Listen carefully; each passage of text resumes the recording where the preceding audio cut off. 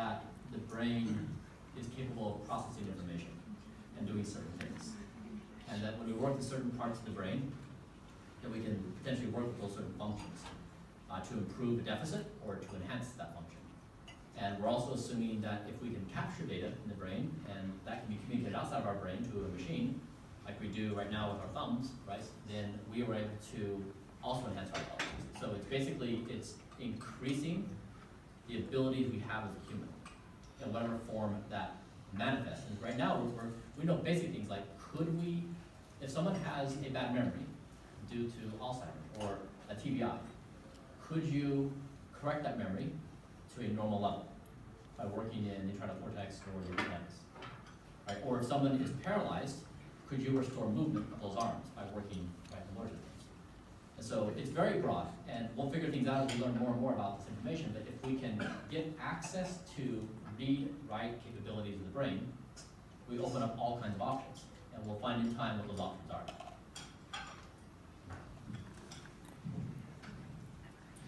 Okay, so I definitely want to be smarter, I want to be faster, I want to be able to go more places and do more things, right? So that's just to set the stage. At the same time, my concern is that we are basically agents designed by evolution. And we are intrinsically lazy.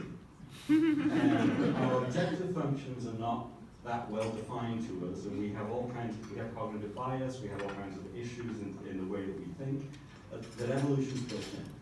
The problem, I think, is that in this kind of project of merging man and machine in terms of intelligence, we need to keep enough of the local control of us as autonomous agents intact as we go through this process. And the danger is, and the concern, that we have kind of an imperative to offload as much as we can. If I can get someone else to do my work for me, that's what I'll do. If I can get a robot to carry me along, that's what I'll do. If I can get the experience without going out the door, that's what I'll do, right? And so the concern is, how do we co-evolve in a way that doesn't just turn us into sort of meat machines, where eventually the AI says, well, forget that. And it's not like the singularity is going to be some definitive event and there's going to be a bunch of Terminators.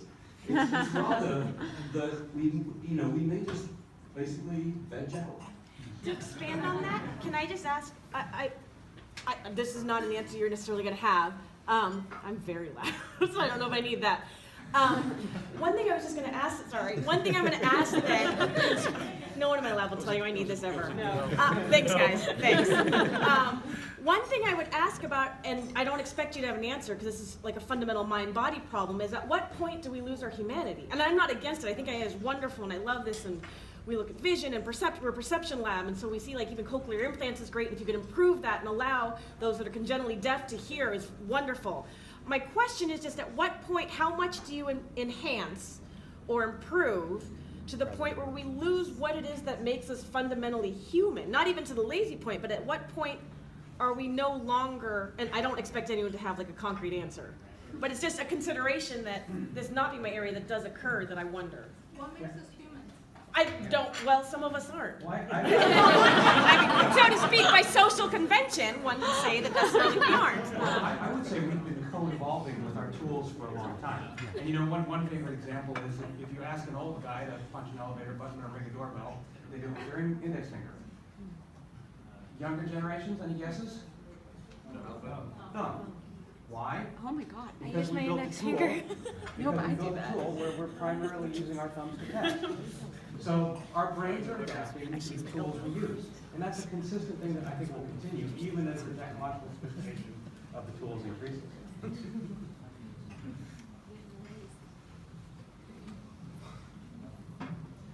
I would like to know what is the interface of the future. Right now we have EEG, we have ECOG, fMRI, and yada yada yada. The better it gets, the more invasive it is. I don't have anything implanted. It's a wonderful form. It would be nice to have some CCP tools after this evening. But just, there's so many smart people, I would like to know what is the interface of the future. Ultrasound. Yes, great question. I think I can just mention one by way of example. So at Berkeley, they're developing neural dust. Do you guys know about this? So it's actually very small transponders. It goes in the bloodstream. And the idea is that once they solve this issue about it crossing the blood-brain barrier, the theoretical idea is that thousands of these sit all over the brain, and they are detecting the activity happening below, and they can also send activity. And so the idea is it would be something like that where you don't need to drill a hole in the head, and you can get lots of little agents that are doing the read-write.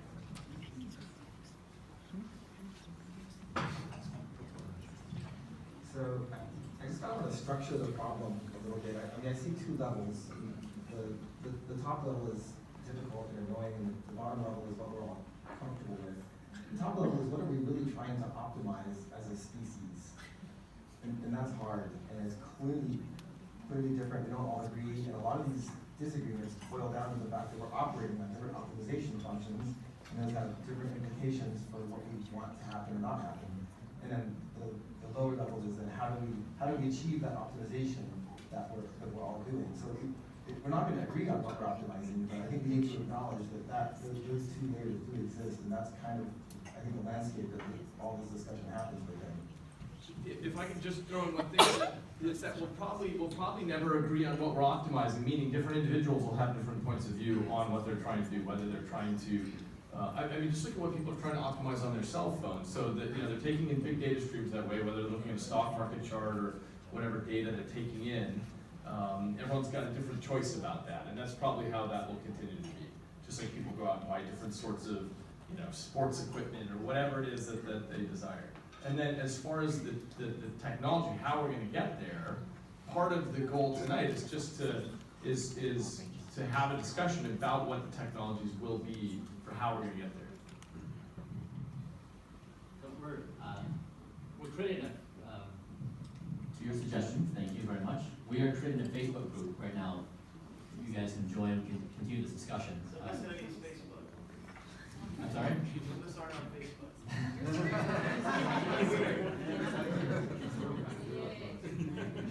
Yeah.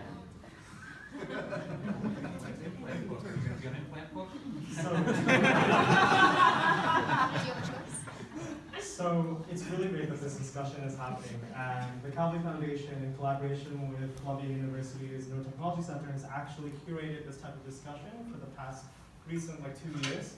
And so this is sort of a shameless plug to ask any of you guys who are interested in continuing this conversation to come out to me afterwards. I'd love to share your contact information. So this past September, our theme was looking at neurotechnology and its ethical implications. So for the first time, we had world leaders in neurotechnology, such as Ed Boyden, Miguel Nicolelis, and Jack Dewan at Berkeley, in the same room as people who are leading the field of neuroethics and bioethics, like Francois Baylis, Pat Churchland here at UCSD. And the general consensus that we extracted from that conversation was, one, we are definitely a bubble. I think a lot of us assume that everyone is going to be down for invasive methods, even this neural nanodust. I think personally that's extremely cool, and I'm sure many of us do. But this could be sort of like that echo chamber effect that we observed with the recent elections with Hillary Clinton versus Donald Trump, right? Where everyone, I think, was thinking, oh, it's a unanimous Hillary win. Similarly, both in San Francisco and in just the neurotechnology community in general, we typically think, oh, everyone's going to adopt these exotic, exciting innovations. And that's just honestly not the case. So one of the guiding questions to move forward with was, how do we develop non-invasive methods, but still utilize the insights from invasive methods to sharpen our trajectory? And a sort of second definition, I guess a lot of people here are a little confused because we're not all on the same page with our definitions. And so in our last conference, we said that within the next year, we hope to, and this is again, sort of like a broad statement issued by the GREAT Initiative and by the Calvi Foundation. How do we define normalcy? How do we define brain enhancement? And how do we define neurotechnology? Because I think those three terms, although they seem simple on the surface, everyone has a sort of different nexus of thoughts. And so like just off the top of my head, it would be very cool for us to maybe go on this Facebook group or build some resource where we can just input our ideas, build a sort of semantic network, and then actually see what do many people who are, quite honestly, like upcoming leaders and current leaders in the field believe and represent to be neurotechnology. Thank you. What's your email address? Shall we pass them around?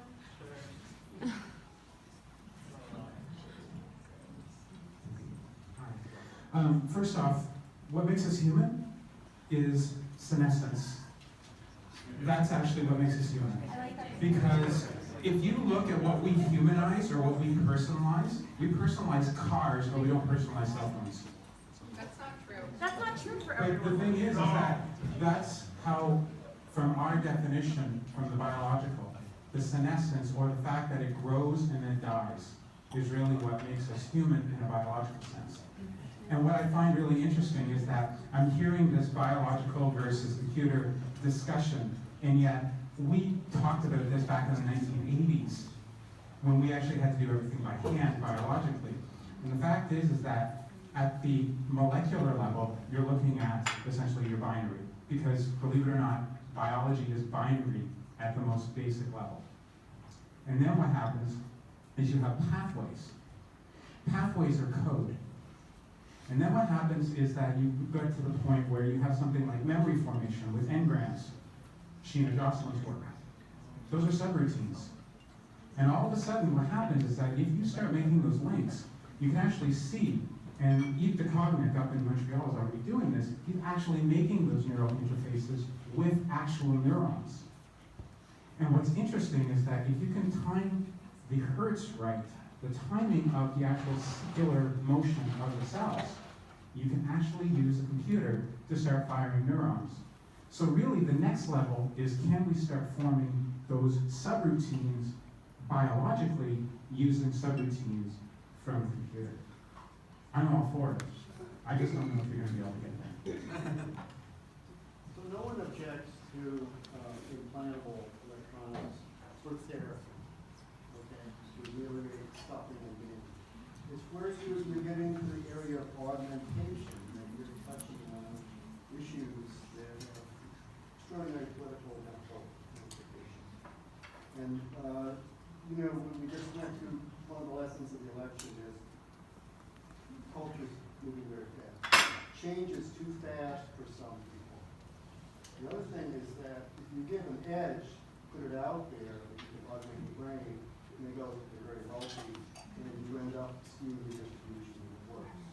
So you stick with the therapies, you've got a strong case, and you can improve your technologies, and in the meantime, you have to work on these other issues. Yes, I was really happy to hear your comment about the convening for this. Kernel is going to, we're hosting a Neurotech conference next spring in San Francisco, and we're also going to do a Human Intelligence Summit, hopefully next year. And the reason we care about this is because even though the world at large does not necessarily know this is a potential possibility, it's going to come faster and be more consequential than pretty much anything that happens, because we deal with our abilities and our intelligence, and the unequal distribution or how it's distributed is going to be a big question. And as a society, we need the cycle times to hammer out this discussion, right? But clearly we've got a lot of different opinions, which is expected. We just went through this with genetics, or we're still going through it, right? Like we figured out we can understand genetic code, we can read and write in genetic code. So what does that mean? Can we design our babies? Can we work on our adults? And who gets it? Under what conditions? And what nation states support it? And so HI, I think, my personal opinion is, will be the defining issue of our time. And it will strike in fever pitch in the next decade or so as we contemplate what we can do and what we will do and what nation states and companies and individuals decide to do with those possibilities. Yeah, and for the genetic information, I want everybody to go and read the Asilomar hearings back in the early 1970s. That's what you're going to end up facing in probably in the next 5 to 10 years. And if you want that not to happen, where they basically were going to shut down all genetic engineering of any kind, you're going to have to find a way to be able to absolve that fear and difference that basically we couldn't for almost 5 or 10 years.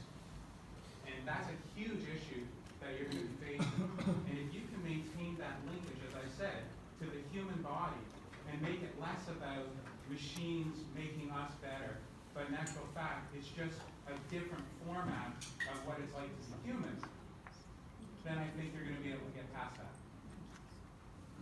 Okay, so before everybody, we have I think 10 minutes left. The Facebook group is Rethink HI, and we couldn't be happier with the turnout and the engagement tonight. This is really exceptional, insightful comments and a wide range of opinions. Great, but I don't know what we're going to do in the group. But if we all start talking, I'm sure we can find something useful. A few more questions, and then I'll wrap up. I have a very stupid question to ask. It's like, I don't need it.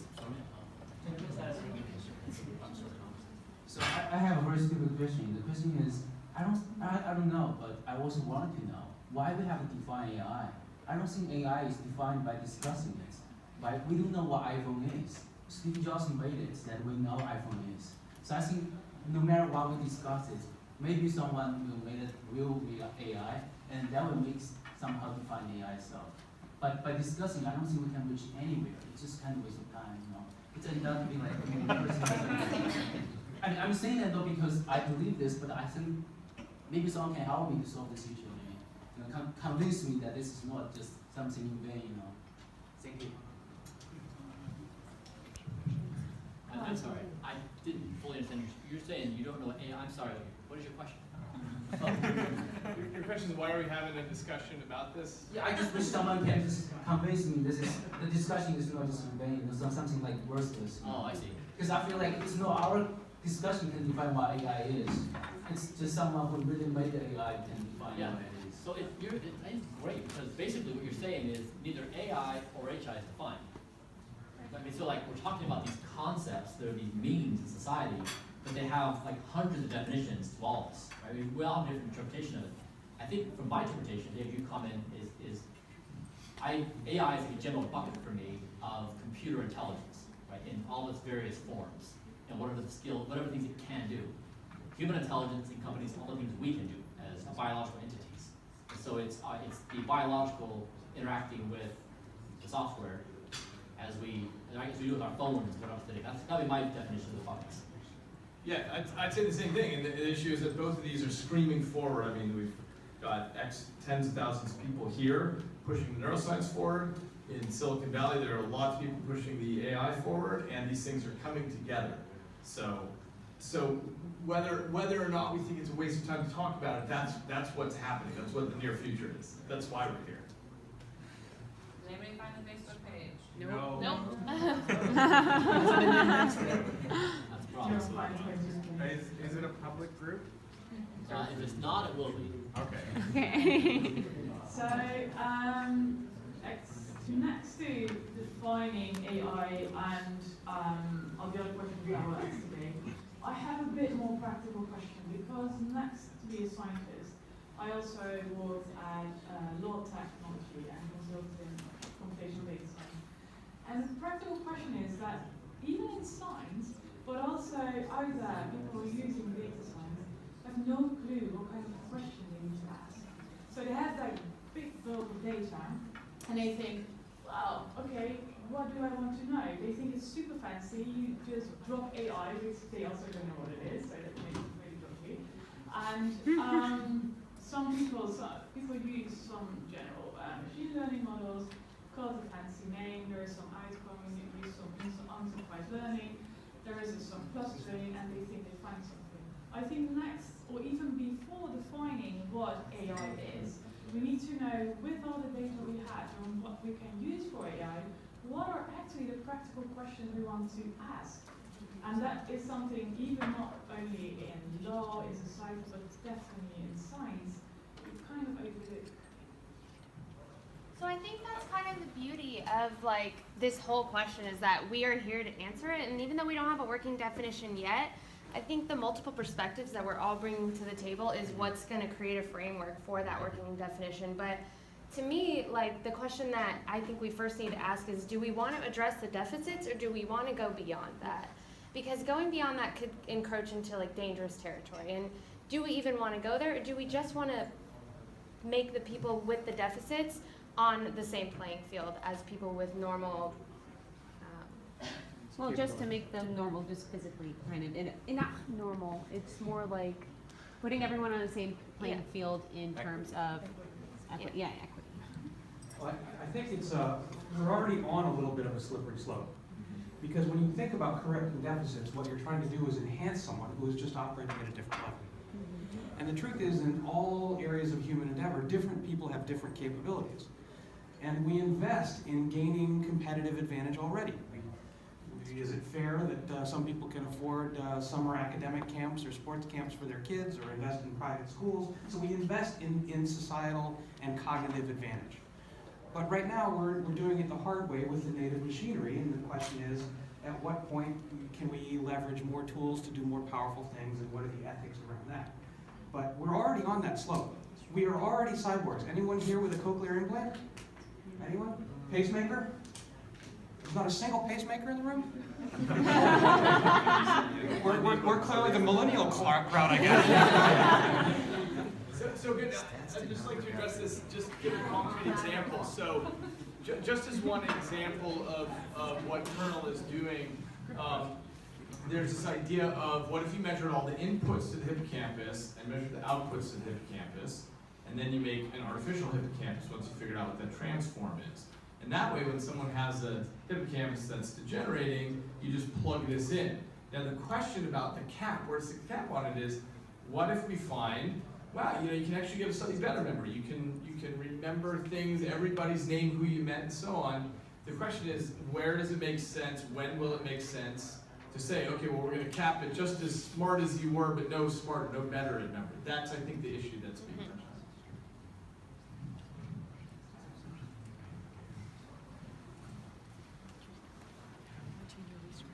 Okay, so one thing I feel like we're not touching on at all, that I'd like to see people think about, is the importance of mind in all of this. So I don't think we see these devices as like, okay, if you want to enhance your language abilities, you have wordreference.com on your phone. I think we see it more as like, instantly you have access to the entire Spanish language and you understand it. And that takes exercise of mind, so it's like, if we're just thinking about the technology and we're not thinking about how to control that, like if you can't even realize that you're dreaming or move your consciousness from your brain down to your heart, how the hell are you going to interface with this other thing?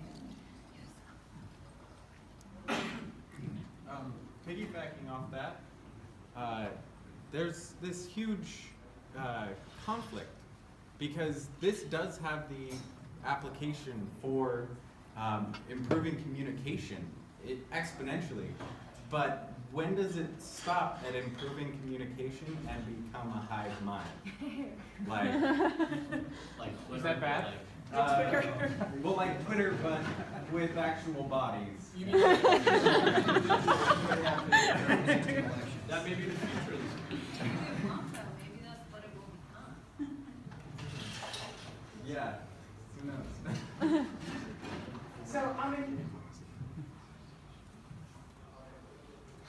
I'm interested in some of the studies that have shown that the modern generation of children who's had exposed to being able to search for facts actually have reduced memory performance on memory tests compared to earlier generations, which is fine.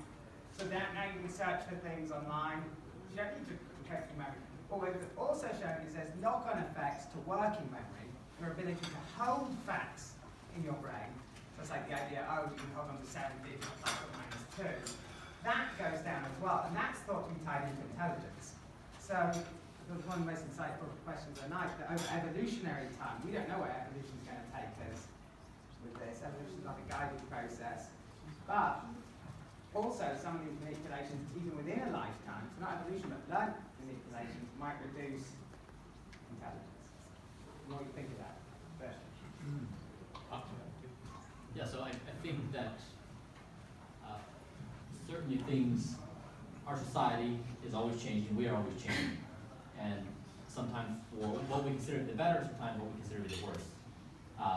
But I think that we have this general trajectory that we will develop technologies that give us the ability to increasingly program our existence, right? Whether it be through synthetic biology or genetics or neural code, right, or virtual reality or augmented reality, we now have this power of programmability that no one in the history of humanity has ever had. And there's certainly that we're gonna go all these different directions, and everyone's brought these questions on what's gonna happen. But I think as a society, I wake up every morning unbelievably excited. I live right now that we have these abilities. At the same time, it raises like an infinite number of questions because it challenges what we understand ourselves to be. And so I think it will go back and forth on what we say, that's not great, or yes it is, but I think basically we will have an endless series of questions to answer in a relatively short time period as these technologies become increasingly more powerful. I agree. And I mean, you made the comment that, oh, we're going to enhance memory within the year. I mean, we can already enhance memory by having nicotine. That improves our working memory. You take caffeine, that improves associative memory. I mean, you see savants have great memory, but yet it's at the detriment of other things. There's big barriers into understanding what intelligence truly is. So I think we can get past these and really work on the insights, the creativity that makes us who we are and is going to push us forwards as a society, and not simply metrics of brute force intelligence. Yeah, I agree. I think there's like a reasonable parallel to biology. When we say, okay, now we can program biology. Right? I can work with yeast, and I can program that yeast to perform a specific function. But what could I do with that yeast? Right? And the answer is proving to be a lot. And so as we move to the programmable code of biology, if we just climb up the complexity curve, what we can do, and I think the same thing is true. Our hypothesis is, if we can work with neural data, what could we do? We don't know, right? That I think would be something similar to previous complex biological systems where it could be a lot of things. Very cool. Thank you. I have one final thing Yeah. that I'd like to say. That This will be the final statement. What we'd like to do after that is then break up and have conversations. So yes. So I think that this is us evolving. This is the conversation that we're having because we feel the pressure to evolve and take the next step and to stop thinking linearly because we are at the exponential curve. So we are going to have to take a little bit of risk at this point. Yes, we have a lot of questions. We fear that we might lose our humanity, but this is us being human and evolving. So let's go.